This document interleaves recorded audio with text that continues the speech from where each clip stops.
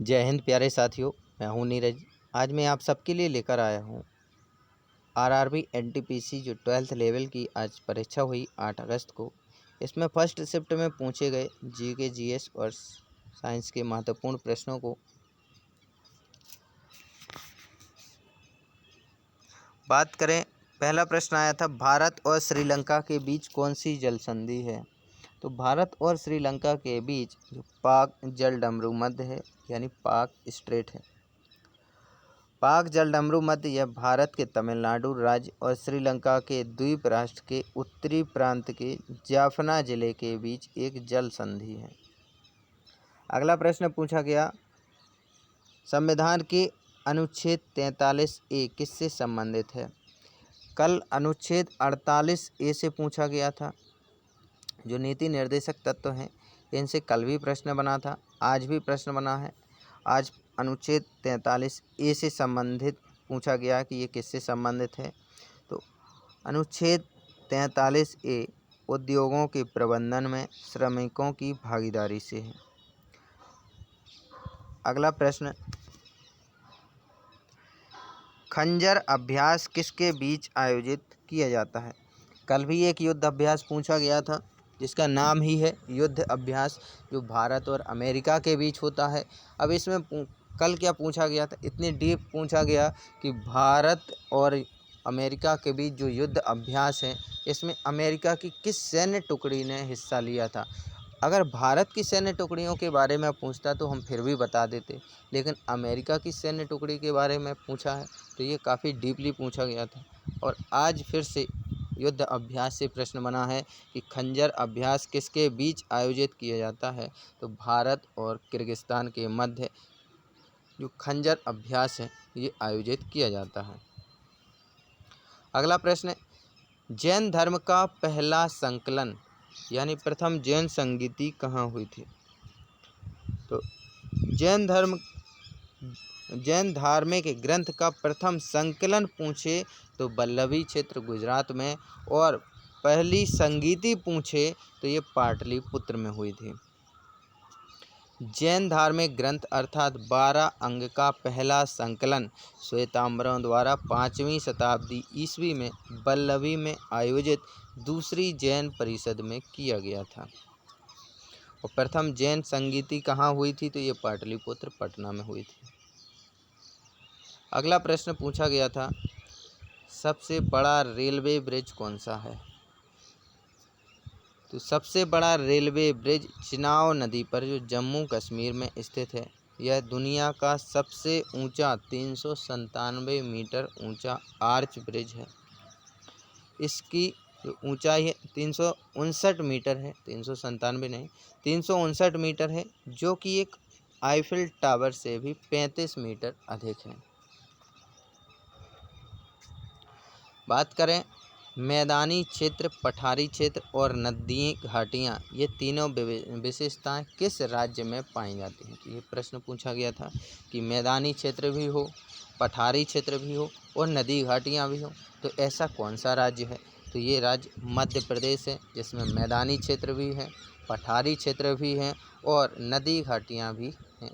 नर्मदा, ताप्ती, माही, चंबल, केन, बेतवा, ये सारी नदियां मध्य प्रदेश में प्रवाहित होती हैं। बात करें मध्य प्रदेश वह राज्य है जहां मैदानी क्षेत्र, पठारी क्षेत्र, नदी घाटियां सभी पाई जाती हैं।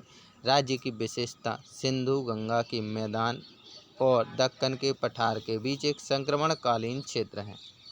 इसमें उत्तर के मैदान, मालवा और बुंदेलखंड पठार जैसे पठार, नर्मदा, ताप्ती, चंबल जैसी नदियों द्वारा निर्मित कई नदी घाटियाँ शामिल हैं। बात करें मैदानी क्षेत्र की, तो मध्य प्रदेश के उत्तरी भाग में गंगा यमुना के मैदान का हिस्सा है जो उपजाऊ जलोढ़ मिट्टी से बना है। पठारी क्षेत्र मध्य प्रदेश के अधिकांश हिस्से में दक्कन का पठार फैला है, जिसमें विंध्य और सतपुड़ा पर्वतमालाएं भी शामिल हैं। नदी घाटियाँ मध्य प्रदेश में कई नदियाँ बहती हैं, जैसे कि नर्मदा, ताप्ती, चंबल, सोन, जो अपनी घाटियों का निर्माण करती हैं। अगला प्रश्न पूछा गया था, सड़क योजना किससे संबंधित है। जो सड़क से संबंधित मुख्य योजना है ये प्रधानमंत्री ग्राम सड़क योजना है। PMGSY। यह योजना ग्रामीण क्षेत्र में सभी मौसमों में चलने योग्य सड़कों का निर्माण करने और ग्रामीण बस्तियों को मुख्य क्षेत्रों से जोड़ने का काम करती है। प्रधानमंत्री ग्राम सड़क योजना। अगला प्रश्न पूछा गया था, महात्मा गांधी ने अपना पहला सत्याग्रह कहाँ शुरू किया था? तो महात्मा गांधी हैं, इन्होंने जब ये दक्षिण अफ्रीका से 9 जनवरी 1915 को भारत वापस लौटे, और ये लौटे कहाँ थे? तो ये मुंबई में वापस लौटे थे, दक्षिण अफ्रीका से मुंबई आए थे। उसके बाद वर्ष 1917 में चंपारण बिहार में महात्मा गांधी ने अपना पहला सत्याग्रह किया था। अगला प्रश्न पूछा गया था, भारत का सबसे प्रदूषित शहर किस राज्य में स्थित है? भारत का सबसे प्रदूषित शहर जो हाल ही में अभी चर्चाओं में रहा, ये बरनी घाट है। भारत का सबसे प्रदूषित शहर मेघालय राज्य में स्थित है, जिसका नाम बरनी घाट है। बरनी घाट मेघालय और असम की सीमा पर स्थित एक औद्योगिक शहर है, जिसके कारण ये सबसे अधिक प्रदूषित है।